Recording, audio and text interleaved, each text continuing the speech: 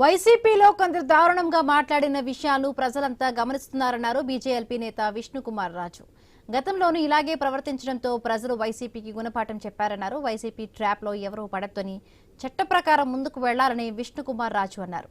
CM చంద్రబాబుపై చేసిన అసభ్య వ్యాఖ్యలను ఖండిస్తున్నట్టుగా చెప్పారాయన. తగిన గుణపాఠము ప్రజలే చెప్పడం జరిగింది. కొంతమంది వ్యక్తులు ఈ ఈ మధ్య కాలంలోనే కాకుండా వైసీపీ ప్రభుత్వం ఉన్నప్పుడు కూడా అత్యంత దారుణంగా మాట్లాడిన విషయము ప్రజలందరూ కూడా గమనించారు. అందుకే మన 2024లో జరిగిన ఎలక్షన్స్లో వారికి తగిన గుణపాఠము ప్రజలే చెప్పడం జరిగింది.